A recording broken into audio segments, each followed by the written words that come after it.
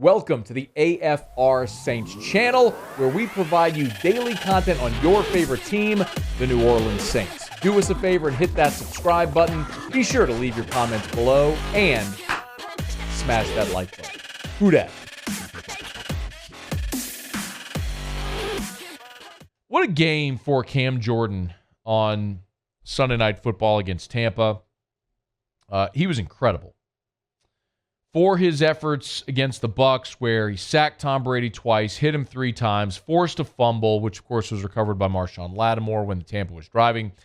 That performance has earned Cam Jordan the NFC Defensive Player of the Week recognition.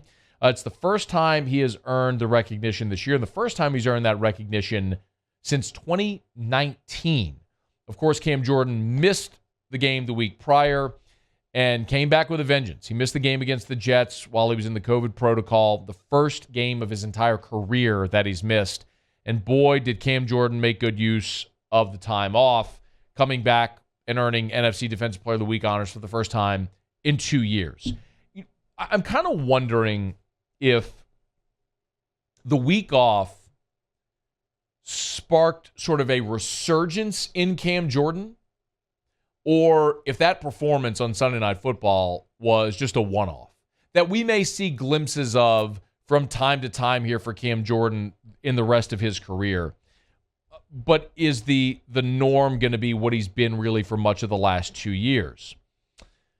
It maybe, if you want the comp, it's kind of like Tiger Woods, where Tiger Woods was so dominant for so long. He goes and wins the Masters in 2019.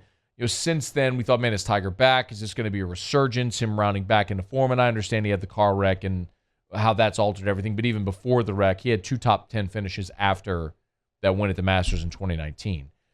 It wasn't so much a statement of Tiger being back. It was a day where, for a day anyway, he reclaimed what made him such the most dominant player in that sport that any of us in our lifetimes have ever seen. Cam Jordan obviously isn't Tiger Woods. I'm not trying to say that, but just as an illustration of sometimes guys do, for a moment anyway, recapture what made them so great. Look, from 2017 to 2019, I could have argued Cam Jordan was the best defensive end in football. In those 3 seasons, he had double-digit sacks each of those 3 years, 13, 12, 15 and a half. He was dominant. It earned him in 2019 a new 3-year deal. Well, no, forgive me. He was in the midst of that contract. Right now, this season, he's entering the 5th year of a 6-year deal when they entered this year, and they restructured because they needed salary cap help, but effectively gave Cam Jordan 3 more years after this one. But when you look at, after that 15.5 sack season in 2019, last year that number dropped to 7.5. And right now he's at 6 sacks this year with 3 games to play. But keep in mind, before the Tampa game, he was at 4. So we looked and were like, man, is it just over for Cam Jordan? He was clearly overshadowed by Trey Hendrickson. And a lot of us looked and said, well, yeah, that makes sense, though. Teams were paying so much attention to Cam after the back-to-back-to-back amazing seasons, and that freed up Hendrickson. Well, Hendrickson goes to Cincinnati. He's 2nd in the NFL in sacks right now, and Cam Jordan still doesn't have that production, even though there isn't the guy opposite him.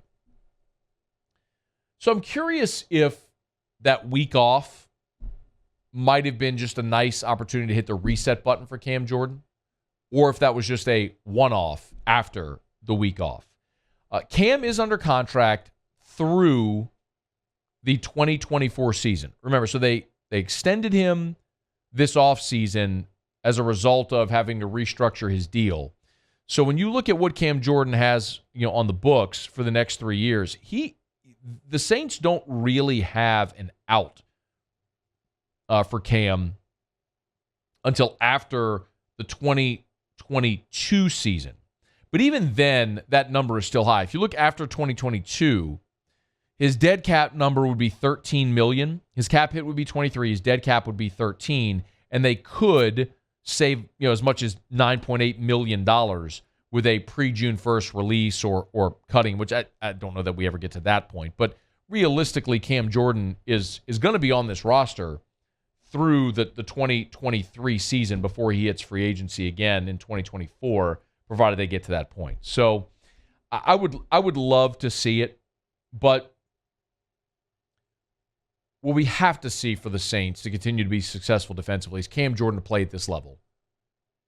And Davenport and Peyton Turner stay healthy and be productive. That, you work in Carl Granderson, who keeps getting better at this point in his career. Now you have a formidable two deep at both defensive end spots.